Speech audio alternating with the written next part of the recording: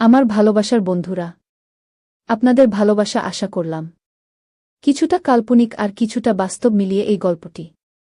বন্ধুরা, কেমন আছেন? আশা করি আপনি ভালোই আছেন। আপনাদের ভালোবাসায় আমিও ভালোই আছি। বন্ধুরা, আপনার ভালোবাসাই আমার গল্প লেখার প্রেরণা। তাই কে কে এখনও আমার এই ছোট চ্যানেলটা সাবস্ক্রাইব করো নাই, দয়া করে সাবস্ক্রাইব করে আপনার ভালোবাসা দেন। আমার গল্পটি আরম্ভ হয় আমার মা বাবা মারা যাওয়ার পর থেকে। আমার নাম আঁখি। আমার বয়স 6 বছর, আমি দেখতে মোটামুটি আছি একরকম। আমার গায়ের রং ফর্সা, লম্বায় 5 ফুট। আমার শরীর বা মুখের গঠন দেখার মতো। আমাকে দেখে না পছন্দ করার একটিও অপশন পাবে না। আমি আগে নানো বাড়িতে থাকতাম। মা বাবা মারা গেছে কয়েক বছর আগে। দাদু দিদা মারা গেছে আমার জন্মের আগেই। বাবা মা মারা যাওয়ার পর আমাকে পরিবারের কেউ রাখেনি। আমি মেয়ে বলে তাদের কাছে বোঝা হয়ে যায়।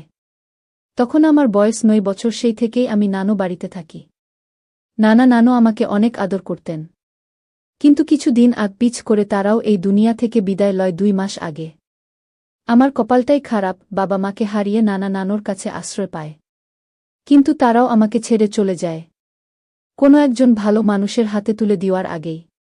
কিন্তু নানো মারা যাওয়ার পর মামি আমাকে টাকার লোভে একজন বুড়ো লোকের সাথে বিয়ে দেন। এইটা তো বিয়ে না, এক কথায় বলতে পারেন আমাকে বিক্রি করে দিয়েছে। শুনছি লোকটি অনেক ভালো, ওনার আগের বউ মারা গেছে কয়েক বছর আগে। ওনার বয়স 6 বছর, আর একটি ছেলেও আছে।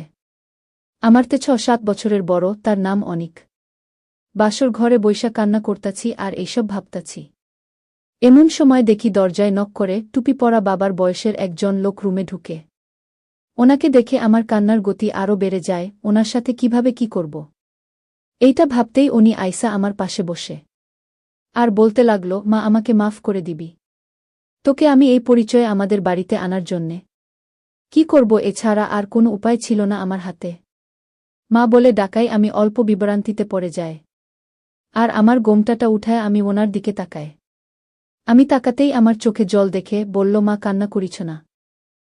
আমি তোর বিষয়ে সবই জানি। আর বলতে লাগল, জানিস মা, আমাদের বাড়িতে কোনো কিছুর অভাব নাই। কিন্তু একজন নারী বা একজন মেয়ে মানুষের অভাব, যা তুই উপযুক্ত স্থানে থেকে পুরা করবি আশা করলাম। আরও বলতে লাগল, জানিস মা, আমি তোকে যেই দিন প্রথম দেখি সেই দিনই মনে মনে ভাবছিলাম, এমন একটি মেয়ে যদি আমাদের বাড়িতে থাকত কত না ভালো লাগত। পরে তোর বিষয়ে খোঁজ খবর নিয়ে গম পায় তোর জীবনে অনেক কষ্ট। তখনই ভাবি তোরে মা আমাদের বাড়ির একজন করে নিয়ে আসব। এই বিষয়ে তোর দাদুর সাথে আমার কথা হয়, আর একমতন কথা ঠিক হয়। তোর বিয়ের বয়স হইলে আমার ছেলেকে দিয়ে নিয়ে আসব। আমার ছেলের ফটো ওনাকে দেখাই আর তোর ফটো আমাকে দেয়। পরে আমার অফিসের কাজে অল্প তাড়াতাড়ি আসতে হয়। আসার সময় ওনাকে বলে আসছি আমি উপযুক্ত সময়ে আসব। আসার পরেও ওনার সাথে আমার যোগাযোগ প্রায় হয়তো। উনি আমাকে শুধু একটি কথাই বলছিলেন, আমার নাতনিকে কোনো দিন কষ্ট দিবেন না। আমিও ওনাকে কথা দেই, আপনি নিশ্চিত থাকেন আমি যত দিন বেঁচে থাকি আমার মেয়ের মতোই থাকব। কিন্তু গত 3 মাস ধরে কোনো খোঁজ খবর পাইনি, তাই গিয়ে দেখি উনি গত 2 মাস আগে মারা গেছে। ওনার সাথে যে আমার কথা হয়েছিল এটা কেউ মানেনি, তাই এই মিথ্যা নাটক। আমাদের সবাই জানে এই মিথ্যে নাটকের কথা, সেইখানে শুধু তোর মামা জান। মা, তুই মনে বহুত কষ্ট পাইছিস জানি, কি করব, আমার হাত পা বাঁধা ছিল।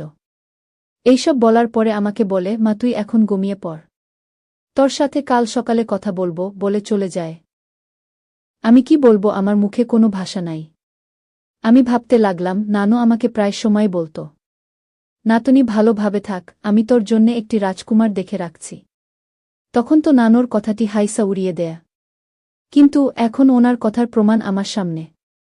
এই কথাটা ভাবে ভাবে শুইয়া পড়ি। শরীরটা ক্লান্ত থাকায় কখন যে ঘুমিয়ে পড়ি গমি পাইনি। পরের দিন সকালে আমার ঘুম ভাঙে কাজের মেয়ের ডাকে। আমি শোয়ারতে উইঠা হাত মুখ ধুয়ে বাহিরে গিয়ে দেখি উনি চাহ খায় আর পেপার পড়তো আছে। ওনাকে আমি কি বলে ডাক দিব কিছুই বুঝতে পারতাছি না। তখন ভাবি উনি তো কাল রাত্রে আমাকে মা বলে ডাকছিল। তাই কিছু না ভেবে বাবা বলে ডাক দেয়া। বলি, বাবা কেমন আছেন? আর বলি, বাবা এখন আমার কাজ কি? বাবা বলল, মা, তোকে কোনো কাজ করতে হবে না। আগে ভালোভাবে হাইটা বাড়িটা দেখ। আর এই বাড়ির সাথে নিজেকে মানিয়ে লয়, এইটা যে তোরই বাড়ির। বাবার সাথে আরও একটি কথা বলে যেইখানতে রান্নাঘরে আসি, দেখি কাজের মেয়েটি রান্না বাড়ার কাজ কাম করতাছে। তার সাথেই টুকটাক কিছু করি, আর এইভাবেই কাটে কয়েক মাস। এখন আমি এই বাড়ির একজন সদস্য। আমি সকলের সাথেই ফ্রি হয়ে গেছি। বাবা আমাকে অনেক ভালোবাসে আর বাবা বাড়িতে থাকার সময়খিনি আমার সাথেই কাটাই। বাবা আমাকে একটি ভালো কলেজে ভর্তি করে দেয়। এইভাবেই কাটে আর 6 মাস। 6 মাস পর বাবা আমাকে বলল, মা, কালকে তোর জন্যে একটি ছাড়প্রাচ আছে। আমি বললাম, বাবা কি? বাবা বলল, দেখলেই বুঝতে পারবি। পরের দিন বিকালে আমি আর বাবা বইসা টিভি দেখতে থাকি। এমন সময় একটি সুদর্শন পুরুষ রুমে প্রবেশ করে, যেন কোনো রাজকুমার রাজ্য জয় করে আসছেন বাড়িতে। আমি বুঝতে পারলাম এইটাই আমার মনের রাজকুমার। 2 দিন পর আমাদের বিয়ে হয় আর আজকে আমাদের বাসর রাত। আমি লাল শাড়ি পরে মাথায় গোমটা বইসা রইছি। সে রুমে ডুইকা আমার সামনে আইসা দাঁড়াইতেই আমি তার পা ধরে চেলাম করি। সে আমাকে দাঁড় করা যে বুকে জড়ায়া ধরে। তখন আমি এক অচেনা সুখের পরশ পাই। সেই সময়ে যে আমার কিরকম লাগছিল, সেইটা আমি আপনাদেরকে বলে বুঝতে পারব না। এই সময়টা যারা যারা পার করছেন তারা অবশ্যই বুঝতে পারছেন। পরে আমরা দুজনেই শোয়া আর শইয়া পড়ি। পরেরটা ইতিহাস। এই গল্পটি এইভাবেই সমাপ্ত। বন্ধুরা, ভিডিওটিতে একখানা লাইক দিয়ে চ্যানেলটা সাবস্ক্রাইব করে দেন।